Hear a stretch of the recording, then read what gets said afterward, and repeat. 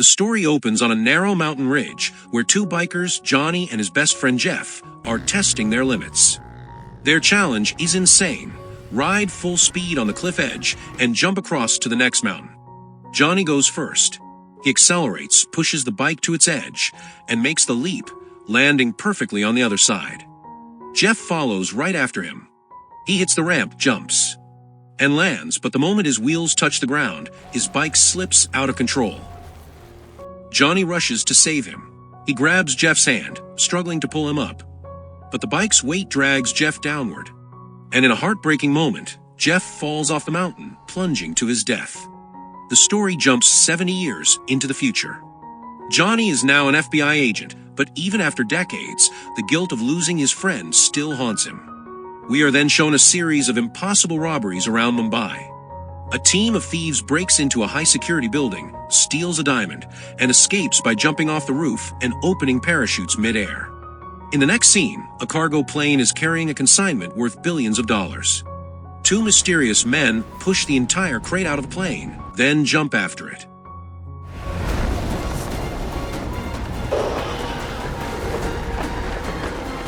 They open the consignment in mid-air, releasing a storm of money that rains down over a slum.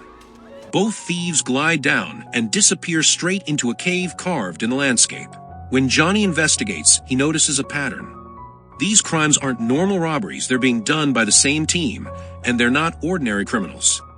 They are extreme athletes attempting to complete something legendary, Ozaki's 8.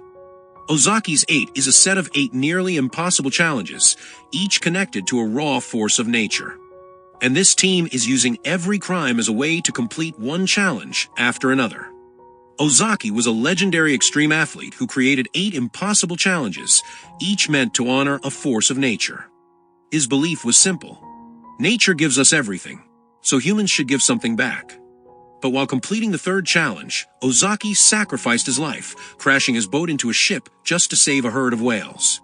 His followers continued the mission, but nobody has ever completed all 8. The thieves Johnny is tracking? They're not criminals, they're extreme athletes trying to finish Ozaki's 8.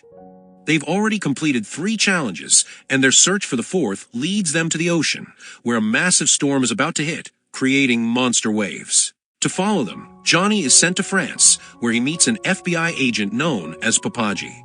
Papaji takes Johnny deep into the sea, where he sees a huge party happening on boats. Johnny grabs a surfboard and joins the waves. But the storm kicks in, massive waves crash over him, and Johnny wipes out, nearly drowning. At the last second, a mysterious surfer saves his life. When Johnny wakes up, he's on a party boat. The man who rescued him is Bodhi, the leader. With him are Gromit, Roach, and Chowder. They welcome Johnny to their world and introduce him to Samsara, a calm, mysterious girl connected to the group.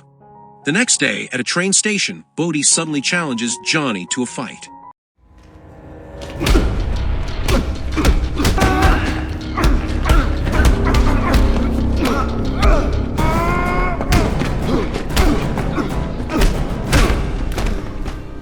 Johnny fights back and earns Bodhi's respect.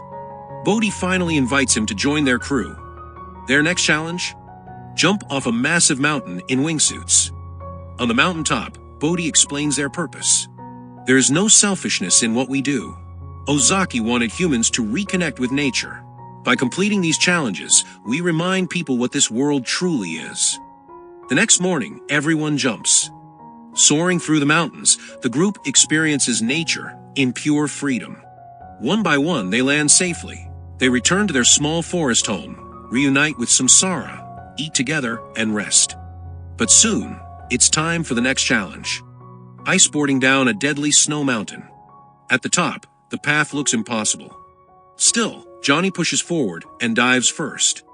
Halfway through, Roach warns that the route ahead is too dangerous and they should stop, but Johnny takes another risk and continues. In the chaos, Chowder slips off the cliff and dies. Johnny blames himself. Bodhi tells him he chose his path. Nature takes who it wants. No one is at fault. Later at a party, Samsara reveals the truth. She and Bodhi were raised by Ozaki after losing their parents. She tells Johnny how Ozaki died saving whales, and how Bodhi was the child rescued from that very boat. That's why the group is devoted to finishing Ozaki's 8 to honor the man who changed their lives. But the mission isn't just spiritual. Johnny gets a message from the FBI. Remember why you're here. Johnny replies, just give me more time. I'm close. The team prepares for their next challenge. This one is different. Bodhi tells Johnny, nature has given us everything. Now we must give something back. They arrive at their target. A massive illegal gold mine carved into a mountain. Their plan is simple but extreme. Shut down the mine forever. Bodhi's men ride dirt bikes up the mountains, planting explosives along the rock faces. Once the bombs are set, they return and warn the workers to evacuate. One of the men hands Bodhi the detonator. Everything is ready. Johnny reaches the mine just in time to save a guard. While helping him, Johnny spots a fallen gun. He grabs it, points it at Bodhi, and shouts, Bodhi, stop. I'm FBI. I won't let you do this. Bodhi looks him dead in the eyes and presses the button. The entire mountain explodes. Bodhi jumps onto his bike and speeds away. Johnny chases him through collapsing cliffs and falling boulders.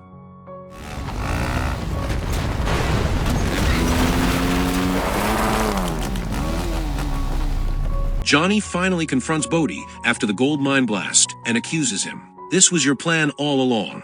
Bodhi simply replies, if you wanted answers, you could have just asked. I would have told you everything. Then he guns his bike, leaps off a ledge, and disappears.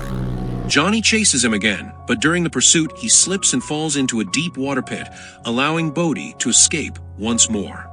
Back at HQ, Johnny is scolded by his officer. Your job was to watch them and report, not get involved. Johnny explains he needed proof that they were the same athletes behind all the crimes.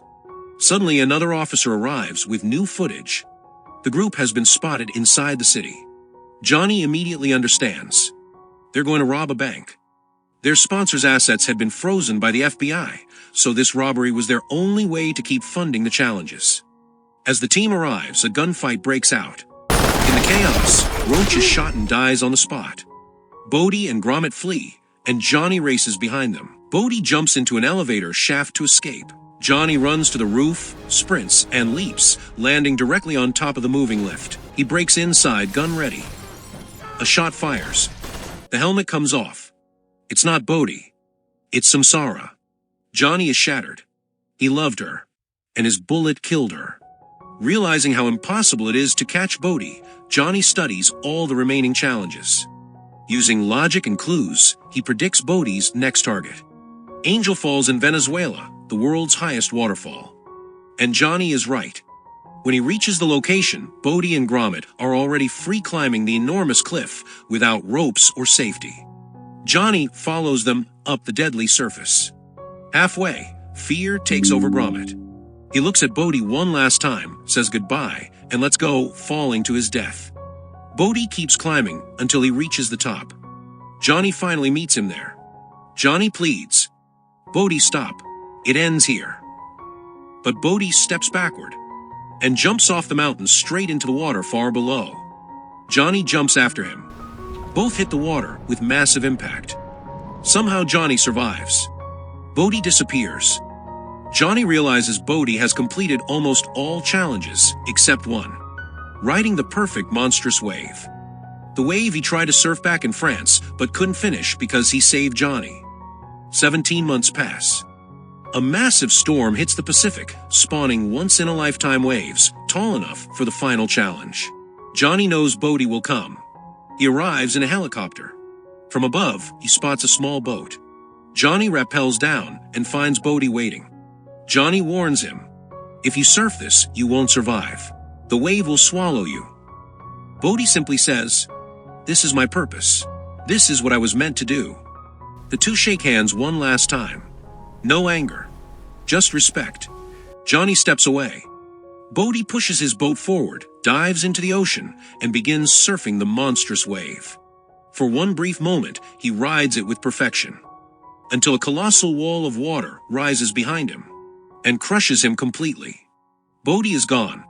In the final scene, Johnny stands alone on icy mountain, now attempting an ice ride himself, continuing the path he once tried to stop. So friends, how did you like the movie?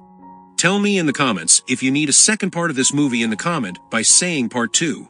And if you enjoyed this explanation, don't forget to like the video and subscribe to the channel.